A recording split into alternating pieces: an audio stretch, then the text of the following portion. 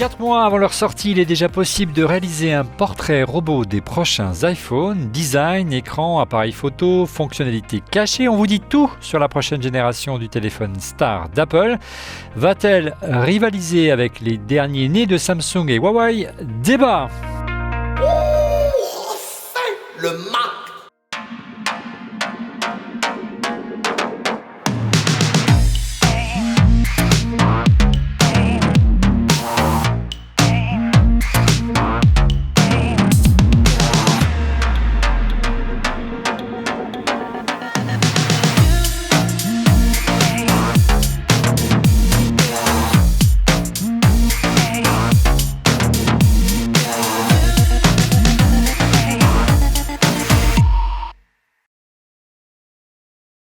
Bonjour à tous, vous regardez On refait le Mac alias ORLM, très heureux de vous retrouver à 42, l'école qui forme les futurs talents de la tech. Je vous invite à visiter notre site internet www.onrefaitlemacom. Non seulement vous retrouvez nos 336 émissions, et oui déjà, mais désormais des news sur l'actualité d'Apple et de la tech en général. Je vous rappelle également qu'on refait le Mac est disponible en version audio sur iTunes Podcast sur iOS, mais également sur Spotify, Deezer et TuneIn si vous avez un assistant vocal. On en parlera en fin d'émission. Avec comme chroniqueur cette semaine en plateau, un chroniqueur gentleman, un contributeur à notre campagne de crowdfunding, Laurent Hébreau. Bonjour Laurent. Bonjour Olivier. C'est une première pour toi dans Tout à fait.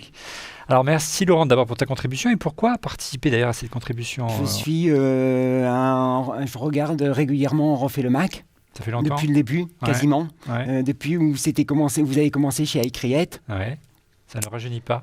Non, tout à fait. Et du coup, j'ai continué. Je m'intéresse à tout ce qui est nouvelles technologies, Apple, Google et un peu Microsoft avec les IA. Bon, et tu t'intéresses, j'espère, à l'iPhone, puisqu'on va en parler aujourd'hui. Bien sûr. Bon, il avait révisé, il a plein de fiches devant lui.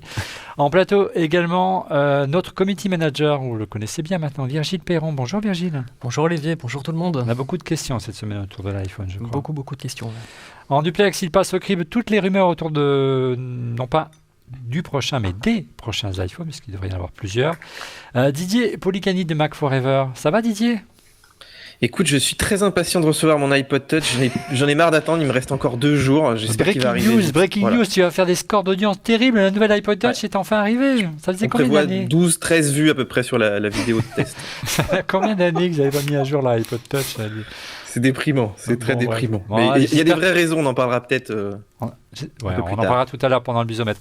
Mais j'espère que lundi, pour le live, on aura un peu plus de grain à moudre. En duplex également, notre explorateur digital, Damien Douani. Bonjour Damien. Oui, bonjour. Oui, tu as raison Didier, il y a un petit côté retour vers le futur avec l'iPod Touch. Hein. C'est magnifique cette machine, on dirait qu'elle est sortie il y a 4 ans. Ouais, mais tu vas voir, c'est pour se dégager plus de temps pendant la keynote qui aura lieu lundi prochain. Soyez au rendez-vous lundi 3 juin pour couvrir en direct le prochain Apple Event en ouverture de la WWDC, la conférence des développeurs de la marque à la pomme. Si vous souhaitez assister à la captation de l'émission et suivre live sur écran géant dans l'amphithéâtre de l'école 42 à Paris, la keynote d'Apple, vous pouvez vous inscrire. Attention à cette adresse email contact@onrefaitlemacom. contact@onrefaitlemacom. Enfin, un clin d'œil à notre sponsor, RhinoShield, le spécialiste de la coque pour iPhone, propose désormais une coque de protection personnalisable pour l'Apple Watch. Malgré sa finesse, la coque Bumper CrashGuard NX offre une protection certifiée contre les chocs, même pour les utilisateurs les plus actifs. Elle est personnalisable et vous permet de créer plus de 70 combinaisons de couleurs, tout en étant parfaitement compatible avec tous les bracelets officiels Apple Watch. Merci Harry RhinoShield. Place au sondage de la semaine. Le sondage de la semaine, c'est avec Virgile. Alors le sondage cette semaine, c'est quelle nouveauté attendez-vous le plus sur le prochain iPhone? Vous avez été 417 à voter, donc on voit que c'est un sujet qui passionne. Ouais. Et dans ces 417 à voter, vous avez été une majorité à répondre à un vrai nouveau design, puisque vous avez choisi cette solution à 40%. Ensuite vient le port USB-C à 30%. Un meilleur appareil photo à 18%, et enfin, pour terminer, une encoche encore plus petite à seulement 12%. C'est intéressant ce sondage, parce qu'on voit finalement que les attentes, en tout cas de ceux qui nous regardent, n'est pas forcément les mêmes que les chroniqueurs ou les spécialistes de la tech. Messieurs, vos réactions, peut-être sur Hangout, le design change tous les 2 ans d'ordinaire chez Apple sur l'iPhone. Cela va faire, Didier, 2 ans que l'iPhone 10 a débarqué. Hein. Oui, oui, c'est vrai que bon, c'est un problème général chez Apple, hein. On l'a vu sur l'iMac, sur les Mac Mini. Enfin, bon, de temps en temps, il y a des petits chamboulements comme ça avec l'iPad Pro, mais c'est vrai que on était habitué quand même dans les années un peu 90-2000 à l'époque. C'est fou de remonter là, hein, mais à avoir vraiment des vraies ruptures de design très régulières. Et c'est vrai qu'aujourd'hui, on est un peu plus dans une philosophie Volkswagen, hein. Voilà, on rajoute des petits trucs, on change un petit peu la taille des phares, et puis ça Ça suffit. reste le même Mais style. c'est vrai que c'est quand même, quand t'achetais un iPhone avant, c'était aussi un marqueur social. Enfin, il y avait le côté un petit peu, est-ce que t'as le nouveau ou pas chaque année. Donc Apple s'enlève un petit peu ça. Aujourd'hui, tu sais plus trop si t'as un iPhone d'il y a un an ou d'il y a 2 ans. Et puis sur le port USB-C, je pense que tous les gens qui se sont mis à avoir des machines récentes, là, des MacBook Pro, etc., ils voient qu'ils sont très embêtés au quotidien, en fait, avec ce Lightning, avec les casques, avec tout. Là, on l'a encore vu en préparant l'émission. Donc en fait, c'est un peu je dirais, les choix de raison qu'ont fait nos téléspectateurs et pas forcément enfin, les plus compliqués pour Apple, hein, de mettre un port USB-C, de changer un petit peu même des couleurs, tu vois, proposer des iPhones un peu colorés, c'est quand même sympa. Le 10R, là, ça avait fait du bien. Ouais. Laurent Blateau, est-ce que tu as toi aussi cette relative lassitude du design qu'on peut observer, comme l'a illustré à l'instant Didier? C'est vrai que le design de l'iPhone 10 a beaucoup aussi été copié. Il a beaucoup été copié, mais on remarque que Samsung, avec sa gamme les Galaxy S10, on remarque qu'ils prennent le même pas, prennent le même chemin qu'Apple, et ils font des petits changements à chaque fois, mais ils ne changent pas réellement le design aussi. Ah, le S10, c'était quand même un vrai changement par rapport au S9. Tu as vu avec le petit trou, la petite bulle en haut à droite, tu vois, ils ont quand même essayé de trouver autre chose que l'idée de l'encoche. Après, on sait qu'il y a des difficultés à imiter Face ID, c'est pas évident, c'est pas à la portée de tous les constructeurs. Mais moi, je trouve au contraire que Samsung a été plus original, ou même Huawei. Ton avis, Damien, ce qui est frappant quand même, je le disais tout à l'heure dans notre sondage, Damien, c'est que les constructeurs concurrents d'Apple comme Samsung ou encore Huawei misent tout sur l'absence d'encoche au niveau de l'écran, ils misent sur la qualité toujours meilleure de leur appareil photo, et bizarrement, c'est pas les critères que retiennent ceux qui nous regardent, du moins notre panel. Oui, effectivement, oui, quand on voit les constructeurs en face, moi, ça me rappelle un peu Nokia dans les années 90, qui avait une palette hallucinante de designs différents pour ses téléphones, alors qu'aujourd'hui, on est dans un classicisme assez terrible. Alors, des fois, on peut essayer des innovations, hein, comme le Fold, mais bon, on a vu ce que ça donnait. Et c'est vrai qu'effectivement, c'est pas du tout les attentes des personnes qui ont pu voter. Sur le design, je rejoins ce que dit Didier. Alors, Didier parle de design à la Volkswagen, moi je dirais à la Porsche. En gros, on connaît, autrement dit, c'est le même principe. On reste sur un modèle, on connaît la ligne, et puis on va avoir des petits détails qui vont changer à la marge. Mais c'est vrai qu'aujourd'hui encore, on n'a pas de grande révolution, et je pense pas qu'on parte dans cette direction-là. Ouais. Et vous allez voir que malheureusement, effectivement, on va pas tellement avoir de grands changements de ce côté-là. On en parle donc de ce portrait robot de l'iPhone, on va essayer de le dresser ensemble. Et s'il s'appelle iPhone 11, on va voir si Apple va le baptiser ainsi. Et on commence donc par le design. iPhone 11 design, pas de révolution. On a déjà donc une idée précise du design des iPhone collection 2019, car les prototypes circulent déjà depuis pas mal de temps. Didier, permettent d'en tirer des rendus 3D et des maquettes. Tu as toi-même fait une vidéo très sympa sur Mac Forever, je vous invite à aller la voir. Et mauvaise surprise Didier, le style ne devrait pas beaucoup évoluer cette année. Seul le dos du téléphone devrait avoir quelques changements.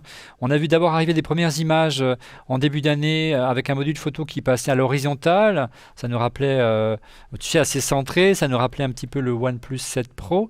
Il semble que cette rumeur ait fait long feu, Didier. Oui, en fait, ces designs d'iPhone, là, ça fait quand même quelques années maintenant qu'on les a à l'avance, qui sont relativement fiables, puisqu'en fait, les gens qui travaillent dans les usines sont quand même capables de dire ce qu'ils voient, hein, quand ils commencent à faire de la pré-série. Je pense qu'ils savent assez vite à quoi ça ressemble. Et puis, c'est vrai qu'on commence aussi à avoir des schémas 3D qui sortent aussi des usines. Ça, c'est surtout les constructeurs de coques qui les veulent très très tôt pour pouvoir lancer la production. Donc, on a une idée assez précise. Donc là, effectivement, on serait sur un espèce de carré de capteurs. Donc, il serait comme ça, on aurait 3 capteurs dans chaque coin du carré, et puis le dernier coin serait pour donc le flash. Donc voilà, c'est un design, je dirais que ça dépend beaucoup des rendus que tu as. Il y a des rendus qui rendent pas si mal, suivant le fond qui est appliqué derrière. Apparemment, il y aurait la vitre, tu sais, qui fusionnerait, qui prendrait toute la surface. Donc il y aurait plus les objectifs qui dépassent, c'est ça ? Voilà, et peut-être que la vitre recouvrait. Moi, ça me paraît bizarre, parce que les objectifs, quand même, c'est quelque chose d'habitude de très travaillé, donc aller mettre une vitre par-dessus. Mais voilà, pourquoi pas. Et c'est vrai que Ouais, moi, je pense qu'il y a beaucoup de gens qui n'étaient pas très fans. Et surtout, je ne sais pas si tu as vu, il y a eu aussi des prototypes du 10R qui affichent aussi ce carré de capteur, alors que lui en aurait 2. Bon, c'est pas mal qu'il en gagne un supplémentaire, mais du coup, pourquoi faire un truc aussi gros comme ça, pas reprendre simplement le design des iPhone 10S, par exemple. Ouais, Damien, qu'est-ce que tu as pensé de ce nouveau design qui a fait beaucoup couler d'encre? Il ne fait pas l'unanimité, hein. Ça manque un peu d'élégance, ce gros pavé avec tous les capteurs. C'est particulièrement moche et ignoble, il faut être très clair. Ouais, c'est pas trop dans l'esprit d'Apple, hein, je trouve. Alors déjà, moi, le truc qui m'agace aujourd'hui, vous savez, déjà ne serait-ce que sur l'appareil existant, vous voyez un XS Max, j'ai toujours du mal à le dire, c'est cette petite protubérance qui sort de 1,5-2 mm et qui fait que quand je pose mon téléphone à plat, eh bien, il est bancal.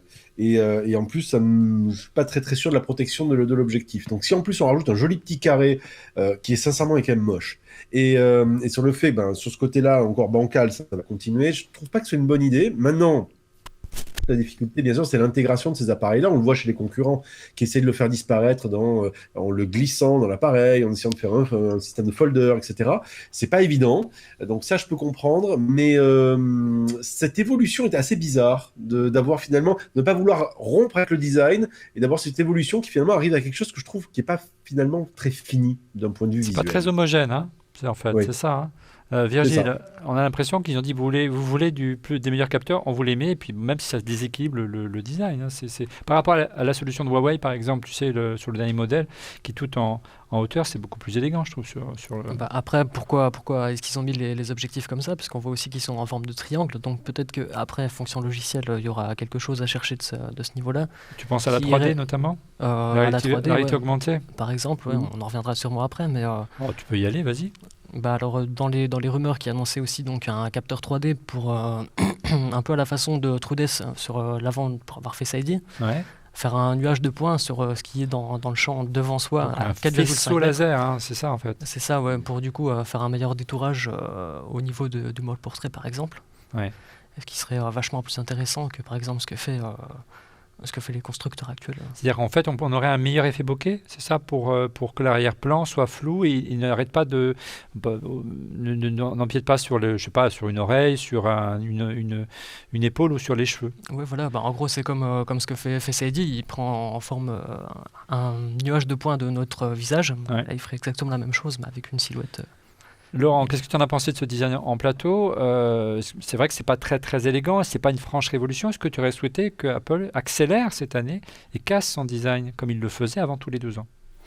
Oui, un peu. Mais après, moi, je trouvais le Huawei, le Mate 20, je trouvais que c'était bien intégré dedans, que ça faisait joli en plein centre, plutôt en haut, mais au centre. Je trouvais que ça passait bien, que ça donnait un certain style. Là, par contre, sur les prototypes qu'on a vus... Oui, ça reste encore... Des rumeurs, mais généralement elles sont bien informées. Mais c'est vrai que sur le côté en haut, je trouve pas ça terrible. Et après, comme disait Virgile, il y a le côté épaisseur. Après, il faut voir l'épaisseur qu'il y aura aussi en protubérance. Mais j'espère qu'on découvrira qu'il y a effectivement peut-être une explication fonctionnelle, comme l'a bien expliqué Virgile, derrière cette protubérance, dirons-nous. Et on aura peut-être quelques pistes, Virgile, dès lundi, puisque s'il y a des nouvelles fonctionnalités en matière de réalité augmentée, on en aura normalement quelques traces dans la prochaine version d'iOS qui sera présentée lundi. Damien, il est quand même étonnant, j'en parlais à l'instant avec Laurent, qu'Apple n'accélère pas au niveau du design, alors que la concurrence, elle, met vraiment le paquet de plus en plus féroce et tente des choses. On l'a vu avec le Galaxy Fold, mais c'est pas forcément le bon exemple. On l'a vu avec le Galaxy S10, moi je trouve qu'il est très original, son design. Et ou encore le OnePlus 7 Pro, tu sais, avec son étonnante caméra selfie qui s'éjecte tel un périscope. Ouais, effectivement. C'est un sujet qui est très récurrent chez Apple, hein. Le design, puisque la marque a fait son grand retour il y a quelques années de ça maintenant, en se basant sur ce mantra qui est donc le design. Et aujourd'hui, on a la sensation que ça s'essouffle. Alors bien sûr, on peut toujours avoir envie de nouveautés, et c'est vrai que l'iPhone nous avait donné cette sensation de nouveauté avec un design très différent tous les 2 ans, qui permettait d'avoir toujours ce côté statutaire du genre j'ai le dernier, vous avez vu, vous pouvez le reconnaître. Moi, ce que je note aujourd'hui, c'est que effectivement, on a cette sensation de perdre un peu cet original. On ne sait plus trop quel appareil on a, on ne sait plus trop arriver à les distinguer. Et donc, cette notion de design qui était renouvellement revue à chaque fois, aujourd'hui se perd, mais on le voit même sur toute la gamme en général, puisque quand ils sortent un nouveau Mac Mini, il ressemble au précédent. Oui. Donc, par conséquent, on a quand même cette sensation de perte d'originalité ou de renouveau. Alors, peut-être qu'au final, ce n'est pas forcément un point important. Ce que je veux dire par là, c'est que si Apple se base sur sa fanbase. Quand je dis fanbase, en gros, c'est pas les fanboys uniquement, c'est les personnes qui vraiment restent dans l'écosystème d'Apple. Est-ce que le design est un élément clé qui va faire qu'ils vont acheter ou ne pas acheter le suivant? Je suis pas sûr de ça, justement. Ce qui pourrait quelque part expliquer le fait qu'ils y vont juste par petites touches en essayant d'apporter d'autres évolutions, peut-être plus radicales, mais plus cachées. Car il ne change pas, contrairement à nous, tous les ans ou tous les 2 ans. Mais en tout cas, notre fanbase à nous souhaite un nouveau design. Et puis Didier vous le disait, là, donc on parle bien sûr de l'iPhone 11, mais là, il doit avoir une déclinaison plus économique qui devrait succéder à l'iPhone 10R. Il sera certainement l'iPhone 11R. Bref, il devrait lui également occuper de ce petit énorme carré, mais il n'y aurait que 2 objectifs, comme nous l'a dit à l'instant Didier. Odo, d'autres nouveautés cette fois-ci, mais plus en termes d'ergonomie, mais ça aura aussi un impact sur l'esthétique et la prise en main. Virgile, c'est l'arrivée d'un dos et d'un verre dépoli. On a déjà vu ça ailleurs, chez les concurrents. Alors ouais, effectivement, on l'a vu sur le Pixel 3 ou encore sur les Sony XZ. Je ne sais plus c'est quoi exactement les références, mais ouais, le verre dépoli, en gros, c'est comme les fenêtres de salle de bain. On voit pas à travers, c'est un peu flouté. Et ça Et là, permet ça surtout arrive, d'éviter de glisser, non, peut-être, c'est ça? Peut-être qu'il y aura aussi une meilleure adhérence au niveau du smartphone, du dos du smartphone. Oui, c'est vrai que le verre a tendance à glisser facilement Ce serait des tellement mains. bien, effectivement, oui. Oui, Le nombre de fois que je l'ai fait tomber parce que je l'ai posé juste sur mon genou et qu'il a commencé à glisser sans que je m'en rende compte, ça, ce serait une vraie révolution. oui, Et tu vois, juste si je peux rajouter un truc, Oui, Didier. je trouve Et après, Laurent. qu'aujourd'hui, les téléphones sont tellement chers qu'on peut pas se passer de coque. Et finalement, quelque part, cette absence de nouveau design vraiment tranché, etc., ça se réfugie un petit peu derrière ça. C'est-à-dire qu'aujourd'hui, Apple te fait des beaux téléphones, mais tu peux uniquement les regarder comme ça, Bien sûr. voilà, le premier jour, et après, ils sont cachés derrière du cuir, derrière du plastique. C'est vrai que... Laurent, Alors, tu sais, Didier, j'ai fait une expérience là, On va y sur ce arriver, téléphone Laurent, que j'ai. t'inquiète Donc, je le porte sans coque, absolument sans coque. tu es bien Pour corporate, c'est justement bien. essayer de ne pas casser le design de l'appareil. Je me disais, voilà, il est assez joli comme ça. Je trouve que la couleur gold comme ça est plutôt sympa. Donc, je vais essayer de le porter. Pour l'instant, tout va bien, mais c'est vrai que le verre, par exemple, on le disait, le verre derrière, c'est une catastrophe. Ça glisse, on peut pas l'attraper, enfin, juste, c'est pas possible. Et tu as entièrement raison, finalement. Ce côté, on est obligé de rajouter une coque par-dessus pour les protéger, puisqu'Apple même en protège, enfin, en propose, prouve bien que finalement, il y a une sorte de se dire c'est pas si important que ça, mais je trouve ça assez fou. C'est comme si je vous disais, je reprends l'exemple de la Porsche, j'achète une magnifique Porsche, mais alors je vais mettre autour une grande bande en plastique pour bien protéger les côtés, pour être bien sûr que ça va bien et qu'on voit finalement pas trop la voiture, mais c'est pas grave. Ouais, ça rappelle un sketch de Florence Foresti. Mais bref.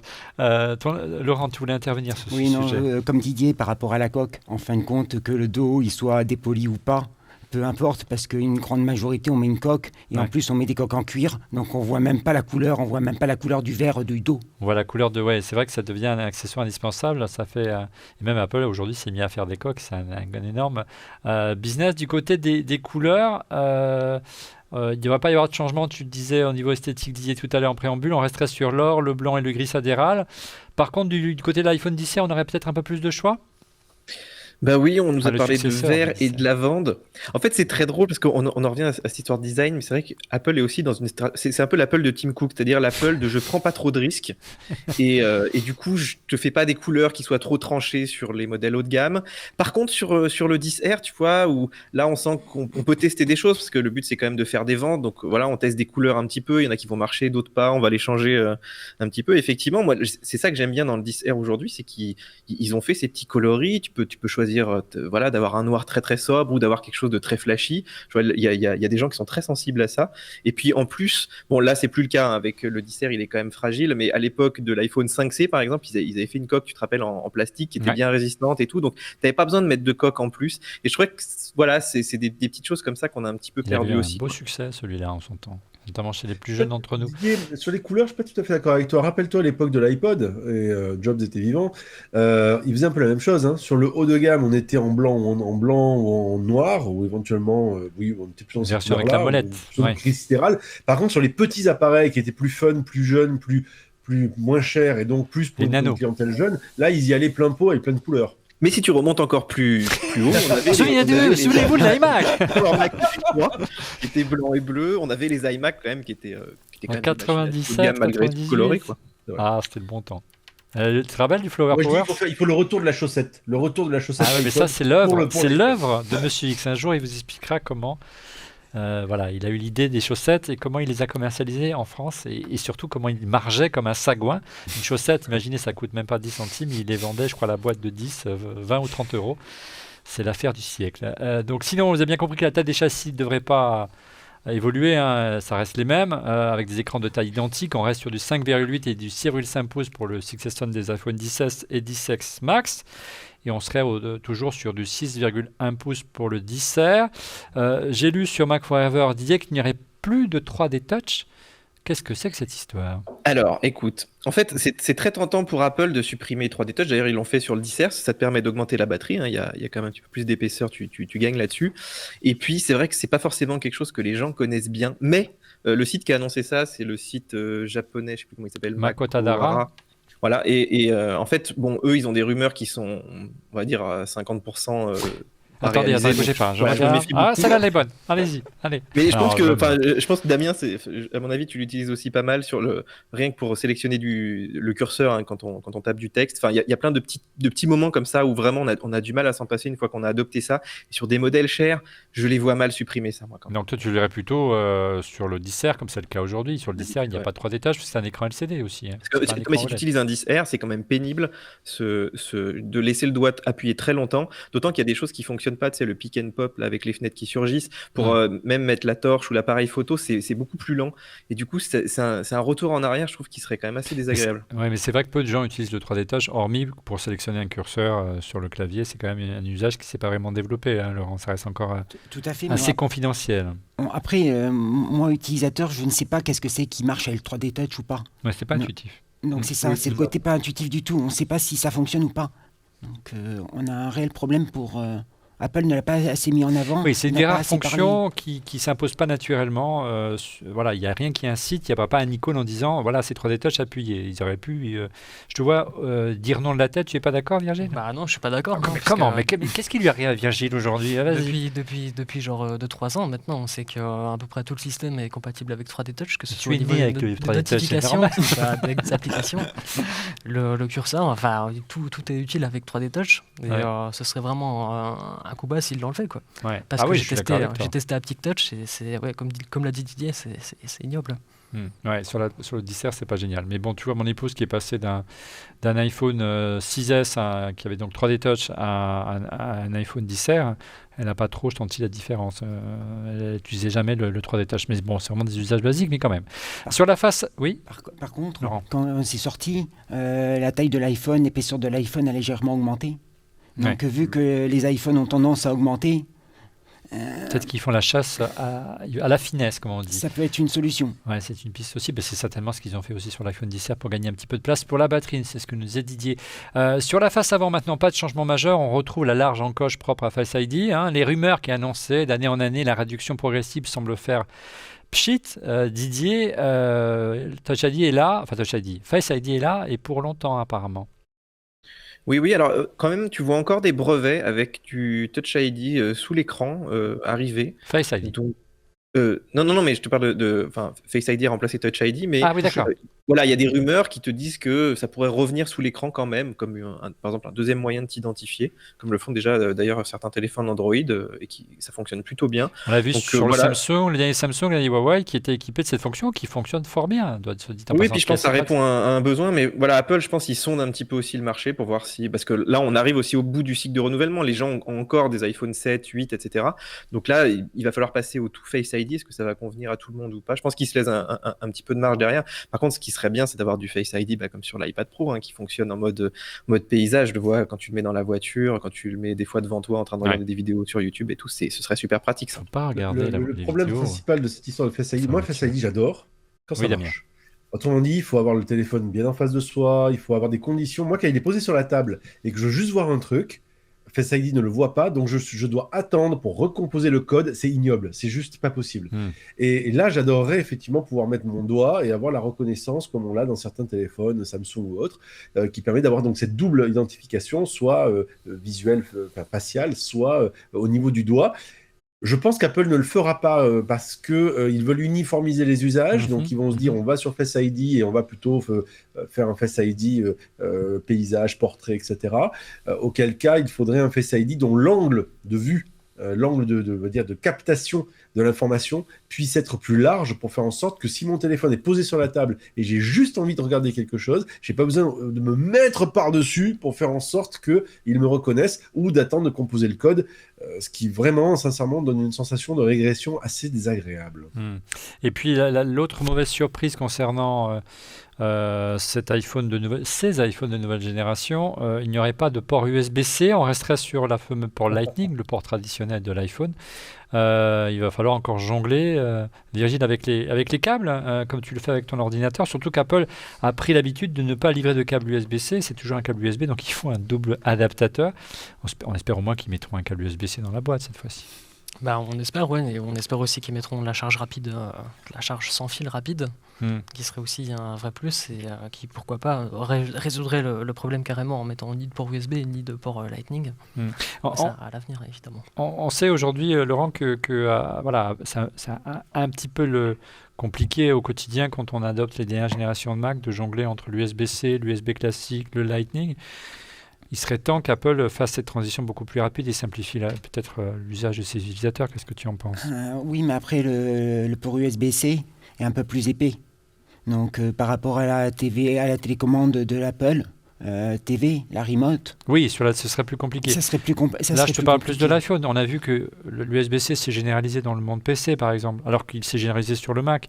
Il s'est généralisé sur Android. Il est arrivé sur l'iPad Pro. Il n'est pas arrivé sur les autres modèles depuis et toujours pas sur l'iPhone, c'est assez incompréhensible. Et on sait qu'il a des vertus, ce port USB-C en plus. Et aussi, si je ne me trompe pas, il y a des licences qui sont payées à Apple pour pouvoir oui, il gagne beaucoup d'argent, tu as raison. Oui. Donc s'ils passent demain sur de l'USB-C, est-ce qu'ils vont avoir ces licences ? Non, ils n'auront plus ces licences, là tu as raison. Voilà, et point de vue sécurité sur un iPhone, à l'heure actuelle avec le port Lightning, on ne peut pas tout connecter dessus. C'est vrai. Et du coup, si on met de l'USB-C, ça ouvre peut-être trop la porte. Ouais, je pense plutôt que c'est une question de gros sous, Damien ou Didier, non sur la licence Made for iPhone, c'est ça ? Déjà, il y a la question de la licence MFI. Donc voilà, quand vous prenez un petit dongle comme celui-là, et j'en ai X comme ça, j'en ai plusieurs pour chaque usage différent, eh bien, vous êtes obligé de payer à chaque fois à Apple pour avoir la licence MFI. Et c'est fragile, c'est très fragile. Et c'est fragile comme connecteur. C'est très fragile. Oui, en plus. Mais très clairement, oui, quand on réfléchit, un petit indice, quand on regarde la dernière génération d'écouteurs Beats, ils sont passés d'un micro USB à du Lightning pour le charger. Les Power Beats Pro. Donc c'est bien la preuve que Apple n'a pas du tout envie de laisser tomber son Lightning, puisqu'il est en train de l'étendre à son écosystème.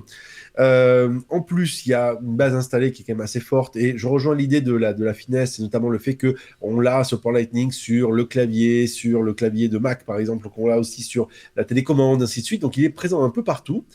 En revanche, pourquoi est-ce que l'USB-C sur l'iPad Pro ? Parce que, comme son nom l'indique, Pro. Donc, autrement dit, l'idée, c'est de dire, on se rapproche du monde de l'informatique. Et donc, par conséquent, on pourra brancher plusieurs appareils ou un concentrateur en USB-C. Moi, je le vois aujourd'hui. Je suis très content de pouvoir utiliser mon concentrateur que j'ai sur mon Mac, sur mon iPad Pro. Bien sûr. En revanche, je pense que l'usage est moins prononcé ou moins évident sur un iPhone. Donc, par conséquent, je pense qu'on va continuer à se le trimballer un bon petit moment, ce port Lightning. Le port USB, ça reste quand même ça va quand même dans le sens de l'histoire, et que la logique voudrait qu'à terme, si Apple le supprime de l'iPad, il ne peut pas se cantonner uniquement L'iPhone, bien que l'iPod Touch revienne, on ne sait jamais si c'est ça l'avenir du Lightning, bref. Dernier point pour être complet sur le design, une évolution au niveau vraiment un petit détail, vraiment pour entrer dans le détail avec toi Didier, c'est l'évolution du bouton mute, c'est ça sur l'iPhone qui devrait évoluer?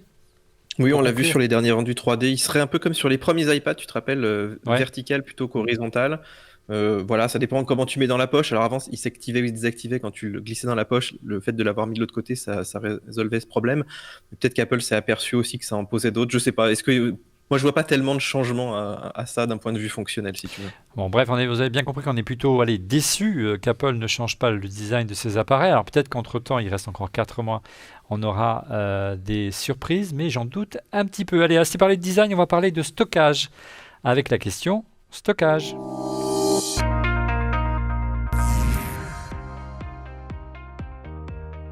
Comment utiliser le mode cible de macOS 10 ?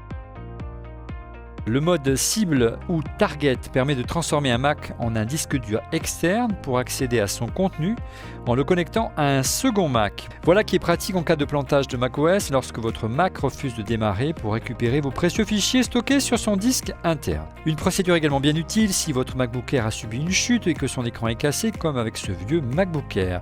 Pour activer le mode cible, votre Mac doit être éteint, puis allumez-le en gardant la touche T enfoncée. Au bout de quelques secondes, l'écran bien que cassé affiche un symbole. Non, ce n'est pas pour vous prévenir d'une alerte nucléaire, mais c'est le logo du standard Thunderbolt. Connectez votre MacBook Air à un câble Thunderbolt et branchez ce dernier à un Mac qui va servir à récupérer vos données. Si votre machine est un peu ancienne et ne dispose pas du même format de connecteur Thunderbolt, utilisez un adaptateur Thunderbolt 2 vers Thunderbolt 3 d'Apple pour le relier à la machine plus récente.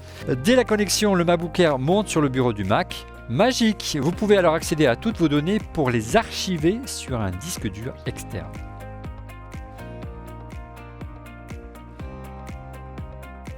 Retour sur les prochains iPhones, on va tenter de répondre aux questions que vous nous posez sur Twitter. Virginie, quelles sont les questions Twitter cette semaine ? Alors on a bonjour, pensez-vous qu'on peut avoir un capteur photo comme ça car je trouve vraiment moche le carré qui ressort. Donc là, on s'imagine la photo, puisque en Hangout, je ne pense pas qu'il la voit, d'un iPhone qui est sans protubérance au niveau des objectifs photo. Alors c'est qui pose la question ? Il ne faut pas l'oublier. Le oui, garçon. c'est Christian Lugo. Donc est-ce que vous croyez donc à l'arrivée d'un module photo sans protubérance ? C'est ça en gros l'idée ? C'est ça, ouais. Allez Didier. C'est un problème physique, c'est-à-dire que c'est de la pure physique. Si tu veux garder à peu près la même taille de capteur sur ton iPhone, eh ben, il faut que ton optique elle dépasse un minimum. Et d'ailleurs, si Apple veut mettre du zoom, par exemple, je sais pas, un zoom 5 fois là, comme chez Huawei, bah, soit il faut arriver à le coincer avec un système de miroir, tu vois, pour que ça prenne sur la largeur du téléphone, soit il faudrait faire comme dans les anciens compacts, avoir une espèce d'objectif comme ça qui sort de ton iPhone. Donc on pourrait imaginer quelque chose qui soit très fin puis qui aille sortir comme ça. Télescopique. Mais voilà, là c'est vraiment les règles de l'optique de base. Soit tu réduis vraiment la taille du capteur, mais du coup tu fais des photos assez moches, et là tu peux avoir des toutes petites optiques, soit tu fais grossir la taille des capteurs, ce qu'ils font quand même d'année en année malgré tout, mais voilà, il y a de la protubérance. Donc voilà, peut-être qu'ils vont arriver à trouver des systèmes, mais pour l'instant on ne sait pas faire. C'est Huawei qui a fait un système de périscope, c'est ça, sur son dernier modèle, hein. Donc il y a des voies qu'a pas adopté Apple. Non, mais tu vois, on est encore dans l'absence de prise de risque, parce que peut-être aussi que ces systèmes, on l'avait vu aussi chez Samsung où tu pouvais modifier l'ouverture, donc ça nécessite quand même d'avoir un petit peu de physique, de petits moteurs, etc. Donc peut-être que ça augmente les risques de panne aussi. Hein. Deuxième question, Virgile, avec toi. Deuxième question de Sébastien Fischer. Verra-t-on un jour des nouveaux iPhones avec des écrans inférieurs à 5 pouces ? C'est la rumeur récurrente, bien sûr, de l'iPhone SE. Damien, tu crois à cette rumeur ? On y a cru fortement l'année dernière. Il y a eu même souviens-toi, des rendus 3D assez pointus. Hein. C'était assez sympa, cette idée de disposer d'un châssis, d'un écran 4 pouces maintenant sur l'iPhone SE. Et en fait, le fait qu'on supprime Touch ID, finalement, tu as un écran qui est beaucoup, beaucoup plus grand. C'est assez sympa. Il y a un marché pour les téléphones compacts. Surtout, il y a un marché pour les téléphones compacts, et puis ça résoudrait peut-être une partie d'Apple qui est nos téléphones sont trop chers. Donc est-ce que en arrivant à avoir un écran jouant sur le compromis d'un écran plus petit mais sur lequel on compenserait en enlevant effectivement le Touch ID et en ayant un appareil un peu compact à un prix un peu agressif, alors j'ai dit un peu, hein, on se met au niveau d'Apple, est-ce que c'est quelque chose qui permettrait de répondre à une certaine catégorie de la population et de relancer peut-être la demande ? C'est pas idiot, c'est sincèrement pas idiot. De ton côté, Laurent, tu en penses quoi de cette idée de l'iPhone SE? On sait que c'est un téléphone qui est très populaire, hein, qui tient dans la poche, qui est simple d'emploi, et que là, on aurait en plus, c'est vrai, dans le même châssis, un écran plus grand. Moi, je pense qu'il y a un vrai marché. Il a raison, Damien. En plus, ça permettrait de casser un peu les prix. En effet, c'était un téléphone qui était recherché à une époque. Par contre, j'avais lu sur un article il y a quelque temps, comme quoi Apple l'avait sorti du catalogue, puis aux États-Unis, ils le remettent par phase, par période. Par promotion. Par promotion. Et l'article disait, est-ce qu'ils font pas ça pour tester le pouvoir qu'il a, savoir s'ils doivent relancer une production derrière et si ça va marcher ou pas. On l'a vu aussi également en Inde, où il est réapparu et puis il est reparti. Bref, on sait qu'Apple trouve un moyen également de présence sur des produits de milieu ou d'entrée de gamme, surtout qu'entre-temps, il y a le nouveau Pixel qui est arrivé, hein, Virgile, la semaine dernière, ou il y a 15 jours, qui lui fait très mal à 450 €, c'est ça? Qui a à partir de 389 €. 389 € et qui a des performances photo du dernière génération de Pixel. Donc Apple devrait s'y intéresser, se mettre à l'ouvrage. Un clin d'œil rapidement à notre sponsor Rhinoshield, le spécialiste de la coque pour iPhone, propose désormais une coque de protection personnalisable pour l'Apple Watch. Malgré sa finesse, la coque bumper CrashGuard NX offre une protection certifiée contre les chocs, même pour les utilisateurs les plus actifs. Elle est personnalisable et vous permet de créer plus de 70 combinaisons de couleurs, tout en étant parfaitement compatible avec tous les bracelets officiels d'Apple Watch. Regardez, c'est plutôt sympa. Allez, on passe à un élément majeur de ce prochain iPhone, vous l'avez bien compris, il s'agit de la photo. Prochain iPhone, Apple mise tout sur la photo. Touchez ma bosse, hein, monseigneur, on pourrait dire ça. La bosse carrée, elle se justifie par l'arrivée donc, de 3 gros objectifs. Qu'est-ce qui va arriver cette année au dos des iPhones, Didier? Donc, troisième objectif, alors évidemment, on en rajoute un, donc on rajoute une fonctionnalité. Alors, a priori, il s'agirait plutôt d'un grand angle. Alors, le grand angle, donc, comme son nom l'indique, hein, ça te permet, par exemple, tu es dans une pièce, de voir toute la pièce. Voilà, par exemple, si tu fais tes photos pour remettre ton appart sur Airbnb, l'iPhone, ça va pas. Il faut forcément un réflexe, puisque, effectivement, tu vas avoir une photo trop concentrée sur un coin de la pièce. Et ça, ce serait assez cool, même pour tous ceux qui, comme nous, font de la vidéo avec l'iPhone. Et tu vas pouvoir filmer des plus grands champs de vision, par exemple, quand tu es sur des expos, quand tu es dans la rue. Et ça, c'est assez agréable. Moi, je crois moins à l'arrivée d'un zoom, par exemple, plus puissant, parce que je pense que effectivement, c'est agréable hein, d'avoir des zooms. On l'a vu chez Huawei x3, x5, mais ça dépend. Voilà, est-ce qu'ils vont proposer le grand angle en plus du zoom x2, mais remplacer le zoom x2 par un zoom x3, je pense que c'est un petit peu trop, parce que tu sais qu'il n'y a pas de zoom, qui sont modulaires, hein, comme tu as sur les réflexes que tu peux faire évoluer. Là, c'est vraiment des zooms, des focales fixes, et un zoom x3 serait un petit peu trop, par exemple pour le mode portrait, il faudrait être reculé trop, tu vois. Ouais. Donc voilà, moi j'y crois beaucoup moins à ça. Damien, tu es d'accord avec Didier, l'absence d'un ultra grand angle, aujourd'hui c'est le principal point faible de l'iPhone, des dernières générations d'iPhone par rapport aux nouveautés de Samsung et surtout de Huawei. Oui, alors effectivement, il y a cet aspect-là. Il n'y a pas que ça aussi. Il y a cette question, la question du traitement de la photo. Moi, je trouve que les derniers Pixels font des miracles absolument dingues en termes de qualité de photo en basse lumière, même les concurrents. Alors certes, les dernières générations d'iPhone ont fait des vrais progrès sur le sujet, mais on n'en est pas encore, on va dire, au niveau de la qualité de certains concurrents, comme notamment aussi le Huawei, le ProMate. Donc franchement, de ce point de vue-là, il y aurait une vraie progression à avoir. Peut-être que ce troisième objectif va apporter quelque chose dans ce traitement de la photo, parce que je trouve que Apple, qui était pourtant bien, on va dire, il y avait une bonne balance des couleurs, c'était une bonne qualité, je trouve, est en train de perdre pied là aussi. Et ça concourt aussi à cette sensation, comme le design, de cette sensation un peu bizarre de se dire, mais bon sang, j'achète un produit super cher, j'ai l'impression que finalement il n'est pas si différent du précédent, et là où il pourrait faire la différence, où il y a quelque chose, il laisse les concurrents faire. Alors certes, c'est pas une question de course à la concurrence, mais là il y a un vrai besoin, un vrai quelque chose en plus, et on fait service minimum. C'est frustrant. Et puis Virginie, tu nous disais tout à l'heure, on verrait apparaître donc un capteur 3D, c'est ça? Ouais, c'est ça, un capteur 3D, mais qui serait d'après Bloomberg et Fast Company, d'après les autres sources, dont Ming Chi Kuo. C'est dur à dire, Ming Chi Kuo. Ce serait plus pour les iPhones de 2020. Mais je voulais juste revenir sur le grand angle, l'ultra grand angle. D'après certaines rumeurs aussi, il y aura une fonction logicielle qui permettrait de, si on fait une photo ratée en grand angle, ou par exemple un portrait de famille qui a quelqu'un qui est un peu caché, Ouais. le logiciel remettrait en place la personne automatiquement. Ouais, c'est-à-dire qu'il y aurait un gros travail qui serait mené de manière logicielle, mais ça, encore une fois, on aura peut-être, mais je ne suis pas sûr que ça va être dévoilé tout de suite, mais peut-être quelques pistes lors d'un prochain, de la prochaine keynote lundi prochain, soyez au rendez-vous.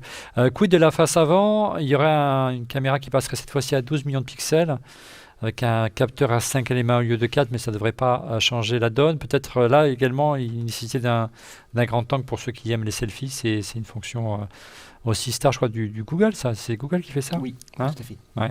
Dès que tu te filmes en vidéo, Olivier, même dès que tu es avec des potes que tu veux faire des selfies, tu vois, même avec un stabilisateur, tu es obligé de mettre le bras très très loin Ouais, pour c'est avoir tout le pénible. monde dans le champ. Ouais. Et ça, c'est vrai que on a envie d'un meilleur capteur en façade. On a aussi envie d'un grand angle. C'est marrant qu'il l'ait pas fait jusqu'à présent. Tu vois, on parlait là des MacBook Pro qui ont toujours des caméras pourries, mais c'est pareil. On a l'impression qu'il Alors, y a certains segments comme on ça en sur a parlé lesquels ils bougent avant pas le du tout. début de l'émission, donc les gens ne l'ont pas su, mais c'est vrai qu'on pour la petite histoire, lorsqu'on s'est connecté tout à l'heure pour faire l'émission avec Damien, donc il était sur son iPhone et l'image était bien meilleure qualité que maintenant avec son ordinateur, mais seulement le son était moins bon, donc on a basculé sur l'ordinateur.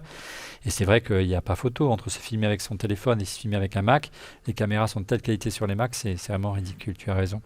Allez, avant de parler des fonctions cachées et des bonnes surprises, parce qu'il y en a, j'en suis sûr, dans cette prochaine génération d'iPhone, place au busomètre. Didier, quelles sont les rumeurs qui ont le plus buzzé sur le site Mac Forever cette semaine? Alors, on commence avec des captures d'iOS 13 donc, qui sera présenté la semaine prochaine, à côté des nouveaux macOS aussi, bien sûr. Lundi. Alors, bon, il n'y a pas eu. Voilà, visuellement, ça tranche pas énormément. Ils ont publié que 3-4 images, donc on voit très peu de choses. On voit l'apparition a priori d'un mode sombre, mais qui ne sera pas aussi net, par exemple, sur la page d'accueil. Tu as quelques applications, notamment, vous voyez la retouche des captures d'écran, voilà, qui a un petit peu évolué, notamment sur l'iPad avec des nouvelles icônes. Mais pour l'instant, ça reste quand même assez mystérieux. Hein. Le mode sombre revient régulièrement, mais voilà, le reste des nouveautés, pour l'instant, est assez mystérieux. On en reparlera dans un instant d'iOS 13 en fin d'émission, parce que c'est aussi une avancée qu'on attend dans les prochains iPhones. Deuxième rumeur, ta préférée? Et oui, les nouveaux iPod Touch que tout le monde attendait, on se disait quand est-ce qu'ils vont les sortir? Voilà, enfin ils sont là avec leur écran de 4 pouces de 2012, je crois. Ouais. Leur processeur de l'iPhone 7, voilà. Donc ça, ils ont changé des composants internes, quoi. En gros, c'est ça l'idée. Ils ont changé un composant qui est effectivement le processeur, parce que tout le reste c'est pareil, le L'appareil capteur photo change photo pas. et tout, on est toujours bloqué. Bon, la dernière mise à jour, je crois qu'elle datait de 2015, Ouais. mais c'est vrai que en fait, c'est terrible. Mais disons que voilà, moi j'ai discuté avec pas mal de gens et apparemment la vraie raison de ce renouvellement, c'est le public professionnel, le B2B vraiment, puisque je sais pas si t'es déjà allé dans les restaurants ou même chez Ça certains, m'arrive. ils utilisent ça pour scanner par exemple ton permis de conduire quand tu loues une voiture. Enfin, c'est pour de la reconnaissance d'image aussi. Donc c'est un produit qui reste quand même important d'avoir une espèce d'iPhone sans les fonctions de téléphonie, tu vois, qui soit capable Oui, de c'est faire plus des compact choses, d'avoir de qu'un la iPad. connectivité quand même. Qu'un Et iPad, surtout c'est qui ne bizarre. changent pas de design, tu vois. Les gens qui ont investi dans des coques, des gros trucs pro qui coûtent très cher, ils peuvent juste renouveler le matériel, comme c'était le cas pour l'iPad mini aussi, hein, il n'a pas changé de design, aussi pour ces raisons-là. Pour pas mal de classes notamment, mais et puis il y en avait beaucoup d'iPod Touch, souvenez-vous, je ne sais pas si c'est encore le cas aujourd'hui, dans les Apple Store, puisqu'on payait sur des iPod Touch, et puis au dos, vous aviez un terminal Visa. En préparant cette émission, tu me disais que tu avais une piste, Laurent, pour expliquer pourquoi ils avaient pas trop poussé le design de l'iPod Touch. Par rapport à l'iPad mini, puisque si on agrandit la taille de l'iPod Touch, pour autant, on va arriver dans une taille qui se rapproche de celle de l'iPad mini. Ouais, c'est vrai qu'on aurait pu s'attendre à ce qu'ils changent, qu'ils enlèvent les bordures et qu'on ait un écran bord à bord. Et c'est vrai qu'il aurait sérieusement fait de l'ombre à l'iPad mini qui a été mis à jour il n'y a pas très longtemps, mais lui n'a pas évolué en termes de design. Donc. Aussi. Allez, troisième rumeur, Didier. Alors l'iPhone pourrait bientôt être fabriqué en Indonésie, hein. Tu sais que Pegatron est un des principaux fournisseurs d'Apple. Ouais. Et puis avec la petite crise entre la Chine et les États-Unis, ça pourrait être une piste. Donc donc ça se confirme qu'Apple quand même cherche des plans de repli au cas où ça se tend. Forcément, il y a beaucoup d'argent en jeu quand même. Ouais. Bon, et ça met des années généralement à monter ce genre de choses. Hein. Oui, enfin, on voit en Inde, ils ont quand même fait assez vite. Il y a certains modèles au Brésil aussi. Donc, okay. Bon, l'iPhone est déjà mondial au niveau de la fabrication. Bon, quatrième rumeur. Alors ça, tu te rappelles la campagne Get a Mac dans les années 2000, donc pour te faire switcher du PC au Mac, Oui, avec les où il y deux avait acteurs, hein, c'était rigolo tout avec plein. Justin Long et puis je sais plus Le jeune qui ressemblait à Steve Jobs et le petit gros qui ressemblait voilà, aidez-moi, au qui nous patron, ont fait beaucoup rire. au Et patron de apparemment, ils auraient Microsoft, tourné Steve 300 spots non, Bill contre Gates. 60 diffusés à peu près, donc ça fait beaucoup de déchets. Et c'est Steve Jobs en personne qui aurait fait le tri, en fait. Il aurait refusé les clips, en fait, qui étaient jugés trop drôles. Voilà, il voulait pas que ce soit trop humoristique. Et apparemment, tous ceux qui ont tourné ça étaient assez déçus de voir qu'ils seront jamais diffusés. Et c'est dommage même qu'on les ait pas juste comme ça a posteriori pour rigoler. Tu sais que pour la petite histoire, c'est le grand regret de Monsieur X, parce qu'il était directeur marketing d'Apple à ce moment-là en France, pendant la diffusion de cette campagne. Il se battait pour pousser le Mac, parce qu'à l'époque c'était tout pour l'iPod, et il voulait que cette campagne arrive en France. Elle est finalement arrivée. Ils ont même fait traduire les voix à l'époque par les doubleurs de la série phare de l'époque qui s'appelait Friends, souviens-toi. Et malheureusement, elle n'a jamais été diffusée, à ma connaissance, en télé. Et c'était le grand regret de Monsieur X, parce qu'il voulait vraiment pousser les ventes de Mac et pas simplement l'iPod. Voilà pour la petite histoire. Allez, dernière rumeur. Bah, je te laisse le choix, soit Angela Arendt, soit une rumeur sur les iPhones. Allez, deux, allez.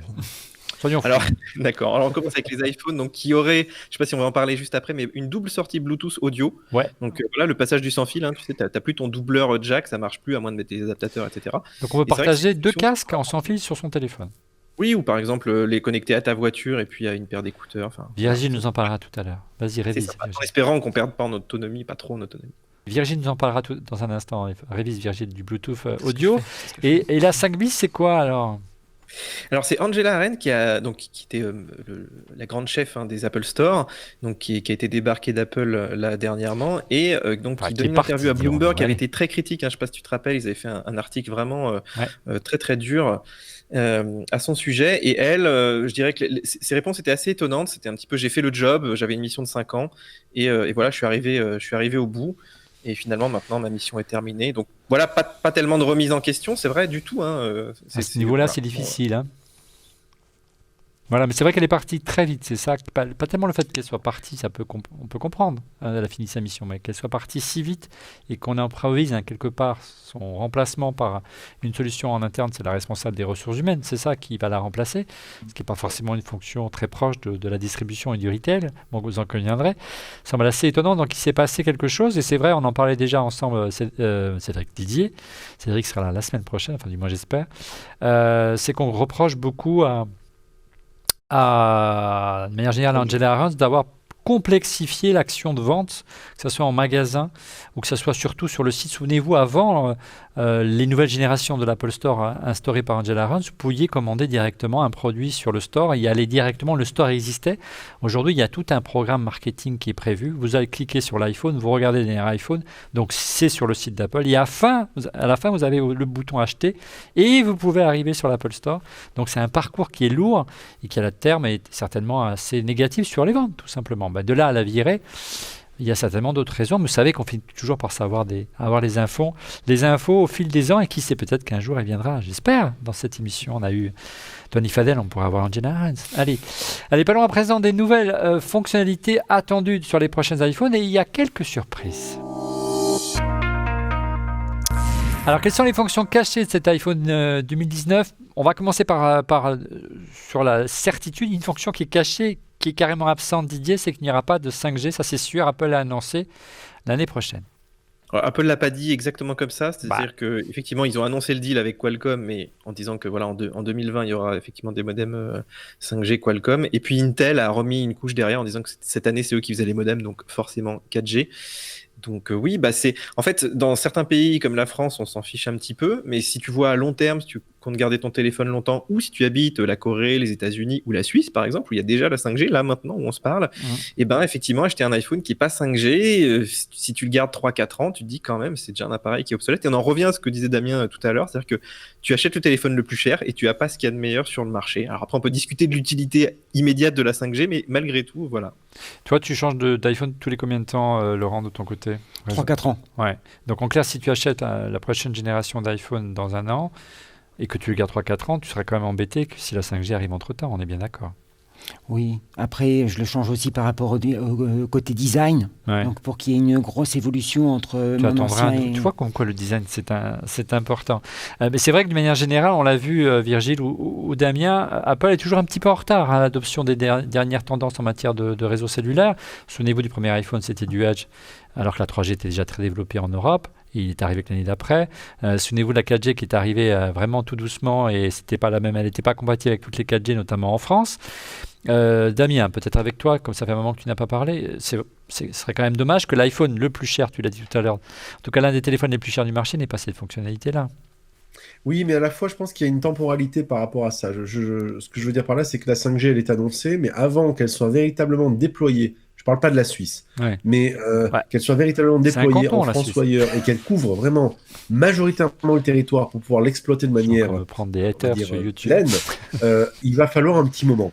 Et donc déjà la 4G, il va y avoir un bridge avec la 4G+. Donc par conséquent, une montée déjà en puissance des débits avec la 4G+, que peut exploiter l'iPhone. Donc par conséquent, c'est pas si grave que ça, je dirais. Enfin moi, je pense pas que ce soit l'argument de vente premier. Alors certes, les concurrents vont mettre ça en avant parce que bien sûr, en plus, ils vont avoir des partenariats privilégiés avec certains opérateurs. Comme c'est pas la démarche d'Apple là-dessus, je pense que bon, il n'y a pas forcément le feu au lac. Bon, par contre, bonne nouvelle, a priori, moi c'est une fonction que j'attends beaucoup puisque j'aime beaucoup la nouvelle génération des AirPods qui se charge maintenant en sans-fil. On aurait la possibilité d'avoir, Virgile, la possibilité de charger un deuxième téléphone ou ses oreillettes directement en les posant sur le téléphone comme c'est le cas des Huawei ou des Samsung. C'est vraiment une fonction que j'aime beaucoup moi personnellement. Ouais, c'est ça, ouais. Comme si par exemple on est en rate de batterie, ce qui peut arriver très souvent sur les AirPods quand on les prend le matin, on se rend compte que finalement on n'a plus de batterie. Là, on aurait juste à tourner son iPhone et à faire une micro-recharge pendant quelques instants pour regagner quelques pourcents. Et du coup, à cause de cette recharge de sans fil inversé, on verrait les iPhones prendre quelques millimètres d'épaisseur aussi. Pourquoi ? Pour offrir plus, parce qu'il faut une plus grosse batterie ou parce que ça prend de la place ? Alors du coup pour offrir une plus grosse batterie, puisque si on vient à recharger des appareils avec son iPhone, il va falloir encaisser cette recharge plus celle de son iPhone. C'est vraiment une fonction que j'apprécie beaucoup sur les Samsung et les Huawei qui me font plutôt baver. Didier, on parle à propos de recharge. Est-ce qu'on va disposer enfin d'un chargeur digne de ce nom ? Le chargeur des iPhone 10S, voire des 10R, c'est toujours les chargeurs des mêmes iPhones quasiment du premier modèle. Et là, c'est juste plus possible, surtout à ce niveau de prix. Ben non, mais ça fait 2 ans qu'on en parle de ce truc et ça arrive toujours pas, tu vois. Et quand tu vois que même sur Android, ils te donnent aussi le chargeur sans fil qui vaut quand même plus rien aujourd'hui. Et toi, tu as toujours ton petit chargeur de 5 watts. Donc c'est un petit peu déprimant. Ouais. Et puis là, en plus, ça fait combien de temps qu'on a ces câbles USB-A, tu vois, avec. Donc c'est des décisions incompréhensibles.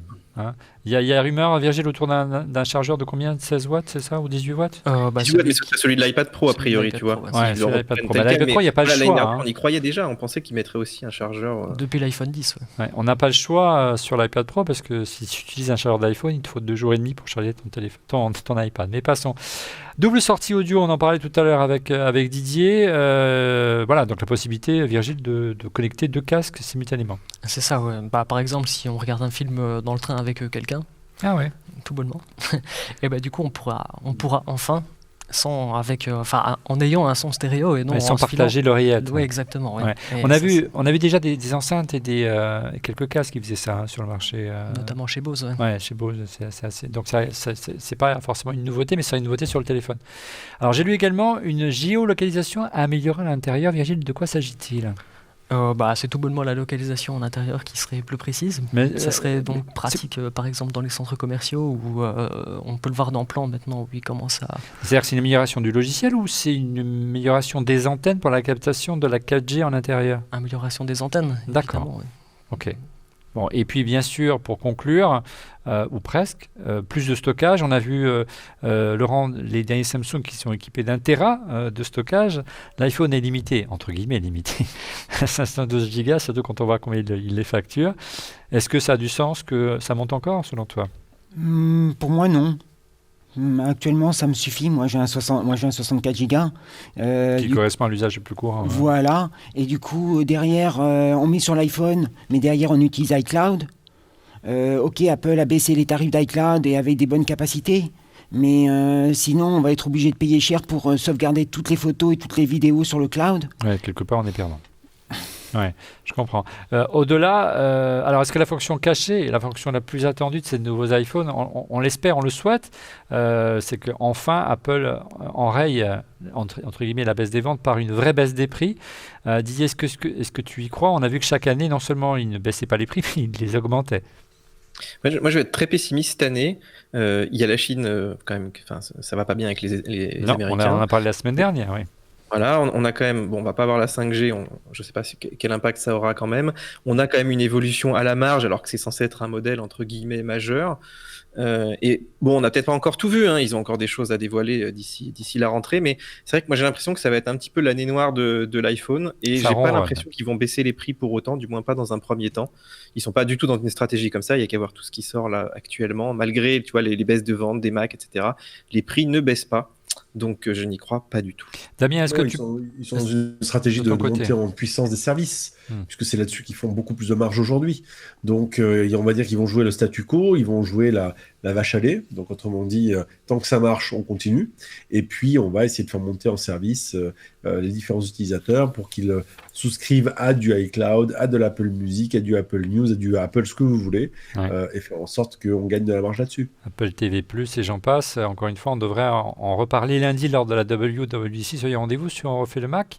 .com, justement, lundi, qui dit nouveaux iPhones dit aussi nouvelle iOS 13, donc devrait être disponible en même temps que l'iPhone, mais devrait être dévoilé dès la semaine prochaine. Qu'est-ce qu'on sait de cette nouvelle version? Tu en as un petit peu parlé dans le busomètre tout à l'heure, Didier, qui pourrait imaginer des fonctions propres à ces nouveaux iPhones.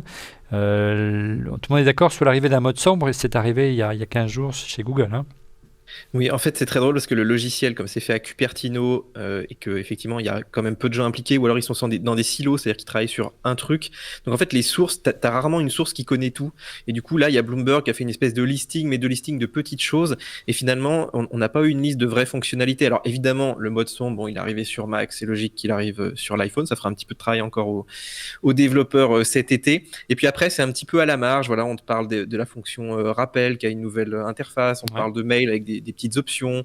Voilà, c'est quand même des petites choses. Moi, je pense que effectivement, la plupart des fonctions, on les connaît pas encore en fait dans iOS 13. L'année dernière, on a eu quand même une belle évolution au terme de vitesse. Hein. Apple a quand même rattrapé le coup pas mal. Du coup, cette année, on va se concentrer sur les fonctionnalités. Ouais, on espère vraiment de vraies fonctionnalités. Tu l'as dit, après une année de transition, on a réparé les bugs et les problèmes qui ont déclenché tous ces problèmes de batterie selon Apple l'année dernière. Donc on attend une vraie nouvelle avancée, tant en termes de fonctionnalité que pourquoi pas en termes d'ergonomie. J'espère qu'on aura des bonnes nouvelles à vous présenter lundi prochain. Soyez au rendez-vous lundi soir à partir de 18h30 si vous souhaitez encore une fois assister à la captation de l'émission et suivre en live sur écran géant dans l'amphithéâtre de l'école 42 à Paris la keynote d'Apple. Vous pouvez vous inscrire à contact@onrefaitlemacom et c'est Virgile qui va vous répondre. Voilà. Allez, avant de passer au coup de cœur, rappel à notre sponsor Rhinoshield, le spécialiste de la coque pour iPhone, propose désormais une coque de protection personnalisable pour l'Apple Watch. Malgré sa finesse, la coque bumper CrashGuard NX offre une protection certifiée contre les chocs, même pour les utilisateurs les plus actifs. Elle est personnalisable et vous permet de créer plus de 70 combinaisons de couleurs, tout en étant parfaitement compatible avec les bracelets officiels Apple Watch. Regardez, c'est plutôt sympa. Place à vos coups de cœur, les amis. Avant, je crois, oui, j'oubliais. Le gagnant du concours, tout de même. Oui, Virgile, avec toi, on a organisé un concours il y a 2 semaines avec G-Technologie pour remporter un disque USB-C SSD d'une capacité de 500 Go. Et tu as le nom du gagnant. Effectivement. Alors, roulement de tambour, le gagnant est @WorldCitizen alias Max sur Twitter. Bravo à lui. Et tu vas le contacter par Twitter pour recevoir son cadeau. Voilà, merci à G-Tech et pour ce beau cadeau. Place à vos coups de cœur. Les coups de cœur, on commence tout de suite avec Damien. Oui, alors j'avais il y a quelque temps sur un site de crowdfunding acheté un support autocollant qui se met sous le Mac et qui va servir de stand, donc autrement dit à surélever l'ordinateur pour faire en sorte d'avoir un angle de frappe, un non peu pas incliné. à plat, mais voilà, de Comme ça. côté, qui est plus confortable. Moi, je trouve que c'est plus confortable une fois qu'on a pris l'habitude, voilà, exactement comme ça. Ouais. Donc, j'attendais de le recevoir. Je me disais, est-ce que j'ai investi dans rien? Est-ce que ce truc-là va finir? On va me dire, ah ben non, désolé, on n'a pas pu le produire. Il est arrivé. Comme quoi, hein. Il est arrivé et ben, il est de fort belle facture. Donc Tu c'est peux un pas nous le Mac montrer Loft. parce que tu utilises ton Mac, mais on va montrer une vidéo du coup. Voilà. Et je pourrais faire une photo pour montrer à quoi ça ressemble, Ouais. installé. Donc c'est très bien fait. C'est de très bonne facture. Le produit est une sorte de plastique, mais assez souple, très bien fait. Et en plus, on a la possibilité donc d'avoir deux inclinaisons possibles. Et ça prend 1 millimètre d'épaisseur sous le Mac. Ça, c'est Donc pas je sympa. peux maintenant, où que je vais avec mon Mac sous le bras, faire en sorte de pouvoir travailler comme ça. Moi, personnellement, j'ai pris l'habitude de travailler maintenant avec mon clavier incliné, Ouais. et je trouve ça beaucoup plus C'est confortable. bien pour le dos, c'est excellent pour le dos. Il Oui. y a aussi Rendesign qui font de très bons docks, mais c'est pour les transporter, c'est un peu plus compliqué pour le Mac. Merci Damien. Didier, de ton côté, ton coup de cœur cette semaine. L'iPod Touch, on a bien compris. Ça aurait pu être l'iPod Touch, mais je vais pas faire très original cette semaine. Mais là, je suis en train de tester les MacBook Pro et je pense que d'ici qu'elle soit sortie, mon test sera donc Les tout en derniers. ligne. Et effectivement, je dirais que si Apple a résolu ses problèmes de clavier, ça pourrait être une génération quand même très intéressante si vous avez un vieux MacBook Pro, hein, peut-être la génération mature, puisqu'on a quand même un vrai saut de performance avec les processeurs. Et puis, voilà, si le clavier est fiable, on pourra enfin avoir des machines qui sont pérennes, d'autant qu'Apple a étendu la garantie. Tu as quand même 4 ans derrière, tu as le temps de voir venir. C'est vrai que moi, c'est une machine que j'utilise tous les jours, et malgré les critiques, c'est vrai que c'est un Mac aujourd'hui qui est quand même très très performant. Alors, on a testé aussi, Apple a sorti un petit écran LG, on n'en a pas parlé, LG a sorti un écran en partenariat avec Apple et destiné exclusivement à l'Apple Store. Donc qui est toujours dans ces modèles Thunderbolt avec uniquement des ports USB-C à l'arrière, mais qui est pas trop cher, tu vois, pour un écran Thunderbolt. Il est à 749 € avec une dalle 4K de 23,7 pouces. Et je trouve si tu cherches un compromis entre le 5K qui est très cher et le 4K qui était un petit peu petit, hein, il faisait 21 pouces.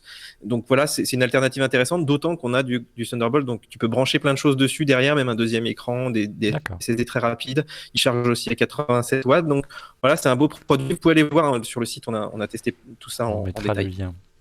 Merci Didier. De ton côté, Virgile, ton coup de cœur cette semaine? Alors moi, mon coup de cœur, il est sécurité, puisque c'est à I've Been Pwned.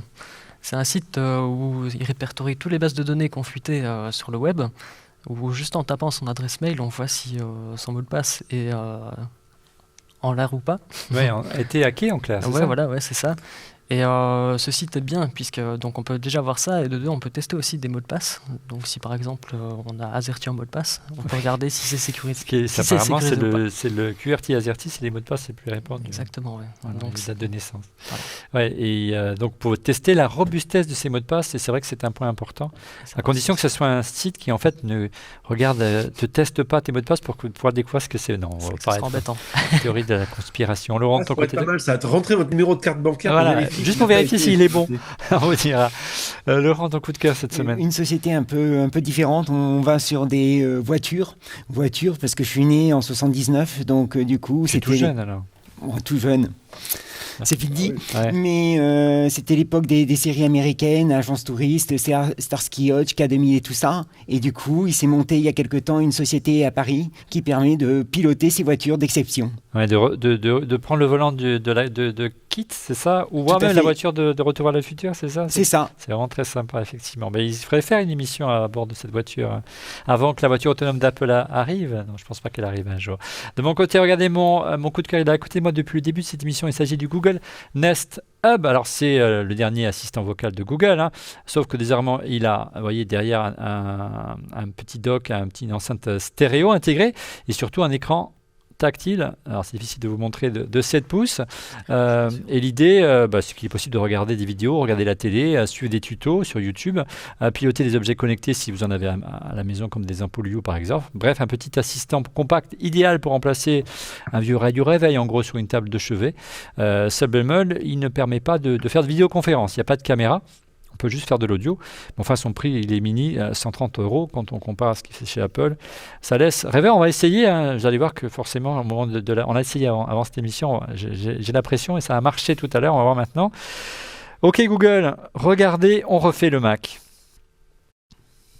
D'accord. Voici, on refait le Mac sur YouTube. Mais ça marche très bien. Et ça démarre. Donc vous n'avez plus d'excuses. 130 €. Faut pas regarder, on refait le Mac. Voilà, c'est plutôt sympa. Et il y a évidemment d'autres possibilités. Vous pouvez regarder tous les podcasts que vous voulez sur YouTube.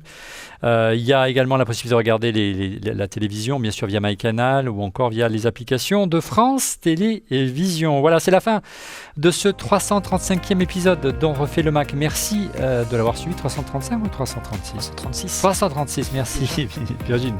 Je vous donne rendez-vous la semaine prochaine, lundi à partir de 18h30 pour notre émission en direct, live. Pour suivre le prochain Apple Event. J'espère qu'il y aura des jolies choses à commenter. Et pour être prévenu en temps réel de la mise en ligne de l'émission, je vous invite à vous abonner à notre chaîne en cliquant sur le petit bouton. Et n'oubliez pas de cliquer également sur le petit pouce. Laurent, ça s'est bien passé pour cette première? Oui, je peux revenir. Tu vas revenir? Tu viens lundi même si tu veux. Tu seras dans le public avec nous. On essaiera de prendre l'apéro tous ensemble après.